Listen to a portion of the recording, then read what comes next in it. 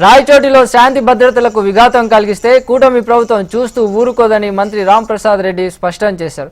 రాయచోటి వీరభద్రస్వామి ఉత్సవాలలో జరిగిన ఘటనపై ఆయన తీవ్రంగా స్పందించారు. గత 40 ఏళ్ల నుంచి హిందూ ముస్లింలంతా ఐక్యమత్యంతో జీవిస్తున్నారని, కొంతమంది అల్లరి ముఖాల వల్ల ఇలాంటి ఘటన చోటు చేసుకుందన్నారు. వారిని వదిలిపెట్టే ప్రసక్తే లేదన్నారు. హిందూ ముస్లింల మధ్య అసత్య ప్రచారాలు నమ్మొద్దని మంత్రి సూచించారు.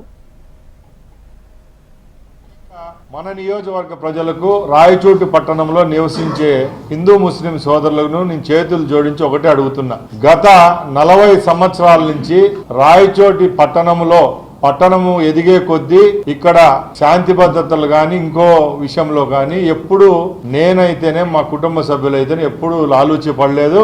ఎప్పుడు రాయచోట్లో ఉన్న ప్రాంత ప్రజల కోసం పనిచేసినాం. ఈ రోజు నేను శాసనసభ్యునిగా మంత్రిగా ఉన్నప్పుడు కూడా నిన్న జరిగిన సంఘటనలో నేను ఎస్పీ గారితోనైతేనే కలెక్టర్ గారితోనైతేనే రాష్ట్రంలో ఉన్న పోలీస్ అధికారులతో అలాగే సీఎంఓతో మాట్లాడడం జరుగుతూనే వచ్చింది.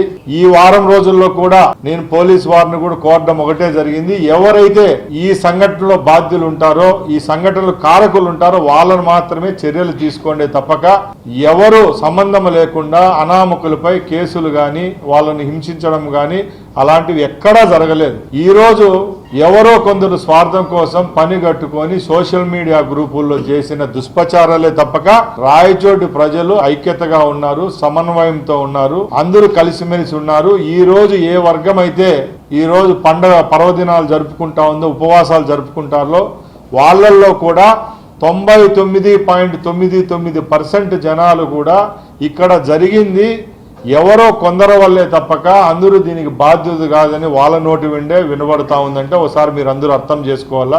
నేను ఒకటే కోరుకుంటున్నా, రాయచోట్లో 2 వర్గాల మధ్య ఉన్న ప్రేమ అభిమానాలు ఎక్కడికి పోవు, కలిసిమెలిసే ఉంటాం. దీనికి ఇక్కడ లోకల్ శాసనసభ్యునిగా, మంత్రిగా, అలాగే కూటమి ప్రభుత్వం నుంచి ఇక్కడి నుంచి నేను మంత్రిగా ఉన్నాను కాబట్టి మా పార్టీ తరపున అనుకోండి, అలాగే కూటమిలో ఉన్న మిగతా 2 పార్టీల తరపున ఒకటే భరోసా ఇస్తున్నాం.